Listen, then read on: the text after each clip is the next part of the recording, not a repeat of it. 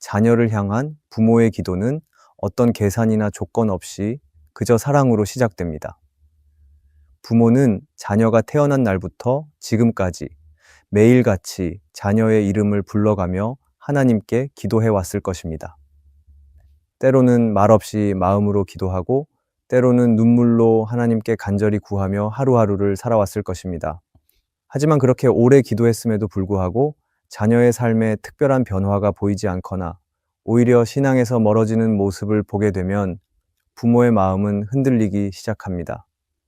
하나님이 아무 일도 하지 않으시는 것처럼 느껴지고 기도는 계속되고 있지만 마음속에는 점점 답답함과 슬픔이 쌓여갑니다. 그럴 때 이런 생각이 들기도 합니다. 하나님은 왜 아무 말씀도 안 하시는 걸까? 정말 내 기도를 듣고 계신 걸까? 혹시 내가 부족해서 자녀에게 이런 일이 일어나는 건 아닐까? 이런 질문들은 기도를 포기하게 만들지는 않지만 기도의 자리를 무겁게 만들고 하나님을 향한 믿음을 흔들리게 할 수 있습니다. 자녀를 얼마나 사랑하는지를 알기에 기도에 응답이 없는 그 시간은 부모에게 더 큰 고통이 됩니다. 오늘은 하나님이 자녀를 향한 기도에 침묵하시는 이유에 대해 살펴보려고 합니다. 침묵 속에 담긴 하나님의 뜻은 무엇인지 성경과 신앙의 지혜를 통해 함께 나누고자 합니다. 이 시간을 통해 응답이 없어 보이는 그 순간도 하나님의 손 안에 있다는 믿음을 다시 붙들게 되고 자녀를 향한 기도를 멈추지 않도록 하나님께서 우리 마음을 다시 세워주시기를 바랍니다. 요한복음 11장에는 우리가 하나님의 침묵을 어떻게 이해해야 할지 생각하게 만드는 장면이 나옵니다. 예수님은 사랑하는 나사로가 위중하다는 소식을 들으셨습니다. 마르다와 마리아는 예수님께서 곧 오셔서 나사로를 고쳐주시리라 기대했을 것입니다. 예수님과 가까운 관계였고 예수님이 병든 자들을 고치신 모습을 직접 보았기 때문입니다. 하지만 예수님의 반응은 예상과 달랐습니다. 그 소식을 들으셨지만 곧바로 나서지 않으시고 계시던 곳에서 이틀을 더 머무르셨습니다. 그 이틀은 마르다와 마리아에게 매우 힘든 시간이었을 것입니다. 병세는 점점 나빠지는데 예수님은 오시지 않고 아무 소식도 들려오지 않았기 때문입니다. 그들은 마음속으로 여러 생각을 했을 것입니다. 예수님이 왜 아직 안 오실까? 정말 우리의 말을 들으신 걸까? 혹시 무슨 이유로 늦으시는 걸까? 결국 나사로는 숨을 거두게 됩니다. 예수님이 뒤늦게 도착하셨을 때 마르다는 이렇게 말합니다. 주님께서 여기 계셨더라면 제 오라버니가 죽지 않았을 것입니다. 이 말은 단순히 슬퍼서 하는 말이 아니었습니다. 오랜 기다림과 실망, 그리고 사랑하는 오빠를 잃은 안타까움이 담긴 고백이었습니다. 마르다는 예수님이 고칠 수 있는 능력이 있다는 것을 믿었지만 지금은 이미 너무 늦었다고 생각한 것입니다. 그런데 그 절망의 순간에 예수님은 나사로의 무덤 앞에 서셔서 말씀하십니다. 나사로야, 나오라. 그리고 죽었던 나사로가 무덤에서 살아나옵니다. 이 사건은 단순히 한 사람이 다시 살아난 기적이 아닙니다. 예수님은 그들의 요청을 외면하신 것이 아니라 더 크고 놀라운 일을 계획하고 계셨던 것입니다. 마르다와 마리아는 예수님이 너무 늦으셨다고 생각했지만 예수님은 정확한 때에 오셔서 하나님의 뜻을 이루신 것입니다. 자녀를 위해 기도하는 부모의 마음도 이와 비슷할 수 있습니다. 매일같이 기도하지만 자녀는 여전히 방황하고 있고 하나님은 아무 응답도 없으신 것처럼 느껴질 수 있습니다. 그럴 때 부모는 지치고 마음은 무너집니다. 하지만 마르다와 마리아의 이야기는 우리에게 말합니다. 지금 당장은 보이지 않아도 하나님은 우리의 기도를 듣고 계시며 침묵 속에서도 일하고 계신다는 것을 말합니다. 하나님은 때로 우리의 기대보다 더 큰 뜻을 위해 잠시 기다리게 하시기도 합니다. 물론 하나님의 침묵은 때때로 큰 고통으로 다가옵니다. 자녀를 위해 오랫동안 기도해온 부모에게는 더욱 그렇습니다. 날마다 기도했는데도 아무런 변화가 없고 오히려 상황이 더 나빠지는 것처럼 보일 때 부모의 마음은 답답하고 무거워집니다. 하나님은 정말 듣고 계신 걸까? 기도를 이렇게 했는데 왜 아무 일도 일어나지 않을까? 이런 생각들이 마음속에 쌓이기 시작하면 하나님에 대한 믿음도 점점 흔들리게 됩니다. 하지만 우리가 그렇게 느끼는 그 순간에도 하나님은 일하고 계십니다. 우리가 보지 못할 뿐이지 하나님은 멈추지 않으시고 일하시는 분이십니다. C.S. 루이스는 고통의 문제에서 이렇게 말했습니다. 우리가 하나님의 침묵을 느낄 때 사실 하나님은 가장 깊이 일하고 계십니다. 그 침묵 속에는 은혜가 감추어져 있습니다. 이 말은 하나님이 아무 말씀도 하지 않으실 때 그 침묵이 외면이 아니라 은혜의 시작일 수 있다는 뜻입니다. 우리는 눈에 보이는 변화로 하나님의 응답을 확인하고 싶어 합니다. 자녀가 교회에 다시 나가기 시작하고 말과 행동이 달라지기를 기다립니다. 그래야 기도가 통했다는 마음의 위로를 받기 때문입니다. 하지만 하나님은 먼저 자녀의 겉모습보다 그 마음 깊은 곳을 다루고 계십니다. 때로 부모는 아무리 기도해도 상황이 달라지지 않고 자녀가 점점 하나님과 멀어지는 모습을 보게 될 때 부모의 마음은 깊이 흔들리게 됩니다. 그리고 기도는 계속하고 있지만 마음속에서는 이런 생각이 떠오르기도 합니다. 혹시 내가 기도를 잘못하고 있는 건 아닐까? 내가 부족해서 자녀에게 이런 일이 일어난 건 아닐까? 이런 마음은 점점 죄책감으로 이어지고 자신을 자책하게 만들기도 합니다. 자녀의 신앙이 흔들릴수록 부모는 자신이 뭔가 잘못한 것 같다는 생각에 시달리게 됩니다. 믿음이 깊은 부모일수록 더 큰 상실감을 경험하게 됩니다. 기도의 자리는 지키고 있지만 마음은 점점 지쳐가고 계속 기도는 하고 있지만 그 기도가 헛된 것처럼 느껴지고 하나님이 멀리 계신 것처럼 느껴질 때도 있습니다. 하지만 부모가 잊지 말아야 할 것이 있습니다. 그것은 하나님의 응답은 언제나 눈에 보이는 변화로만 오지 않는다는 것이고 하나님은 오늘도 자녀를 향한 부모의 기도를 듣고 계시다는 것입니다. 이스라엘 백성은 하나님께서 특별히 선택하신 민족이었습니다. 하지만 시간이 지나면서 하나님의 말씀을 멀리하고 죄와 우상 숭배에 빠지게 됩니다. 결국 그들은 바벨론이라는 강대국에 의해 포로로 끌려가게 됩니다. 예루살렘 성전은 무너졌고 하나님의 임재를 상징하던 도시는 폐허가 되었습니다. 이스라엘 백성에게는 하나님의 약속도 보호도 모두 사라진 것처럼 느껴졌을 것입니다. 바벨론에서의 포로 생활은 이스라엘에게는 아주 긴 침묵의 시간이었습니다. 기도는 계속되었지만 눈앞의 현실은 전혀 달라지지 않았습니다. 시편 137편은 그 마음을 이렇게 표현합니다. 우리가 바벨론의 여러 강변 거기에 앉아서 시온을 기억하며 울었도다. 이스라엘 백성들은 낯선 땅에 앉아 그리움과 절망 속에 눈물을 흘렸습니다. 하지만 하나님은 그들을 잊으신 것이 아니었습니다. 하나님은 선지자 예레미야를 통해 분명하게 말씀하십니다. 바벨론에서 70년이 차면 내가 너희를 돌보고 나의 선한 말을 너희에게 이루어 너희를 이곳으로 돌아오게 하리라. 이스라엘은 하나님의 침묵 속에 있다고 느꼈지만 그 시간은 하나님께서 회복을 준비하고 계신 시간이었습니다. 그들의 고통은 끝이 아니라 다시 시작될 약속의 시간으로 가는 길이었습니다.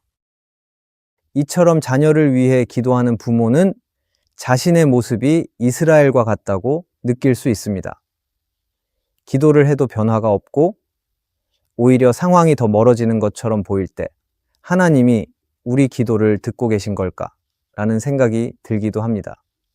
하지만 이스라엘의 포로기처럼 하나님의 침묵은 아무 일도 하지 않으신다라는 뜻이 아닙니다. 하나님은 침묵 속에서도 일하고 계십니다. 이스라엘에게는 70년이라는 기다림이 필요했습니다. 오늘 우리의 기도에도 그런 시간이 필요할 수 있습니다. 때로는 그 기다림이 오랫동안 길어질 수도 있습니다. 그러나 중요한 것은 하나님은 절대 약속을 잊지 않으신다는 사실입니다. 지금 당장은 보이지 않아도 하나님은 자녀를 위한 회복의 길을 준비하고 계십니다. 침묵은 끝이 아니라 하나님의 계획이 자라나는 시간입니다. C.S. 루이스는 순전한 기독교에서 하나님의 침묵에 대해 이렇게 말합니다. 하나님의 침묵은 우리로 하여금 하나님을 더 간절히 찾게 만듭니다. 이 말은 단순히 우리를 위로하기 위한 문장이 아닙니다.